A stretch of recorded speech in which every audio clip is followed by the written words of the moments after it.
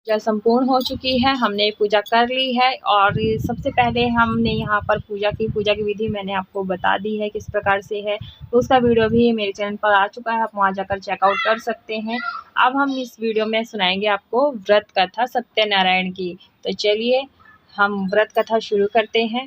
तो आप कथा की पुस्तक आप पूजा में रखे थे वो रख लें। साथ में आपने क्या करना है, यहाँ पर इस प्रकार से अक्षत ले लीजिए और यहाँ से जो फूल था वो आप फूल ले लीजिए, यहाँ इसे ले लें चाहे अलग से ले लें। उसके बाद हमें सत्यनारायण की कथा सुननी होती है। कथा इस प्रकार से है, आप पहला अध्याय सुन लें चाहे दूसरा। देखिए मैं ये पहला अध्याय बताऊंगी, पूजा सामग्री मेरे पास है मैं बता दूंगी। तो चलिए देरी न करते हुए कथा शुरू करते हैं। एक समय नैमिषारण्य तीर्थ में शौनकादिक 88,000 ऋषियों ने सूत से जी से पूछा, हे प्रभु, इस कलयुग में वेद विद्या रहित मनुष्य को प्रभु भक्ति किस प्रकार मिलेगी तथा उसका उद्धार कैसे होगा। हे मुनि श्रेष्ठ, कोई ऐसा तप कहिए जिसमें थोड़े समय में पुण्य प्राप्त हो तथा मनोवांछित फल भी मिले। वह कथा सुनने की हमारी प्रबल इच्छा है। सर्वशास्त्र ज्ञाता श्री सूत जी बोले, हे वैष्णवों, मैं पूज्य आप सबने प्राणियों के हित की बात पूछी है।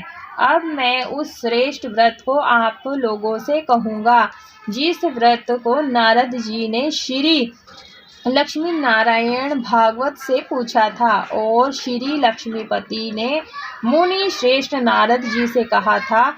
यह कथा ध्यान से सुनिए। एक समय योगीराज नारद दूसरों के हित की इच्छा से अनेक लोकों में घूमते हुए मृत्यु लोक में आ पहुँचे। यहाँ अनेक योनियों में जन्मे हुए प्राय सभी मनुष्यों को अपने कर्मों द्वारा अनेकों दुखों से पीड़ित देखकर विचार करने लगे कि किस यत्न के करने से निश्चय ही मानवों के दुखों का नाश हो सकेगा। ऐसा मन में सोचकर भगवान नारद विष्णु लोक को गए। वहाँ श्वेत वर्ण और 4 भुजाओं वाले देवों के ईश नारायण का, जिनके हाथों में शंख चक्र गदा और पद्म थे तथा वरमाला पहने हुए थे, देखकर स्तुति करने लगे। हे भगवान, आप अत्यंत शक्ति से संपन्न हैं, मन तथा वाणी भी आपको नहीं पा सकती।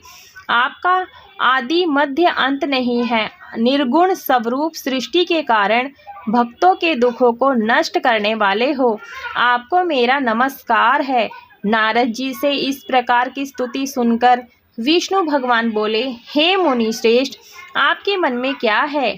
आपका किस काम के लिए आगमन हुआ है? निसंकोच कहो।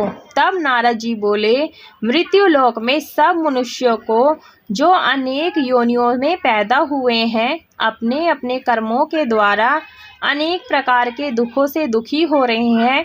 हे नाथ, मुझ पर दया रखते हो तो बताइए कि उन मनुष्यों के सब दुख थोड़े ही प्रयत्न से कैसे दूर हो सकते हैं। श्री भगवान जी बोले, हे नारद, मनुष्यों की भलाई के लिए तुमने बहुत अच्छी बात पूछी है। जिस काम के करने से मनुष्य मोह से छूट जाता है वह मैं कहता हूँ, सुनो। बहुत पुण्य देने वाला स्वर्ग तथा मृत्यु लोक दोनों के दुर्लभ यह उत्तम व्रत है। आज मैं प्रेमवश होकर तुमसे कहता हूँ, श्री सत्यनारायण भगवान का यह व्रत अच्छी तरह विधान पूर्वक संपन्न करके मनुष्य तुरंत ही यहाँ से सुख भोगकर मरने पर मोक्ष को प्राप्त होता है। श्री भगवान के वचन सुनकर नारद बोले कि उस व्रत का फल क्या है, क्या विधान है, किसने यह व्रत किया है और किस दिन यह व्रत करना चाहिए। हे भगवान, मुझे विस्तार से कहो। भगवान बोले, दुख शोक आदि को दूर करने वाला यह व्रत सब स्थानों पर विजय करने वाला है। भक्ति और श्रद्धा के साथ किसी भी दिन मनुष्य श्री सत्यनारायण की शाम के समय ब्राह्मणों और बंधुओं के साथ धर्मपरायण होकर पूजा करे। भक्ति भाव से नैवेद्य, केले का फल, घी, दूध और गेहूं का चूर्ण स्वाया लेवें। गेहूं के अभाव में साठी का चूर्ण, शक्कर अथवा गुड़ लें तथा भक्ति भाव से भगवान को अर्पण करें। बंधुओं सहित ब्राह्मणों को भोजन कराएं। उसके बाद में स्वयं भोजन करें। रात्रि में नित्य गीत आदि का आयोजन कर श्री सत्यनारायण भगवान का स्मरण करता हुआ समय व्यतीत करें। इस तरह यह व्रत करने पर मनुष्य की इच्छा निश्चय ही पूरी होती है।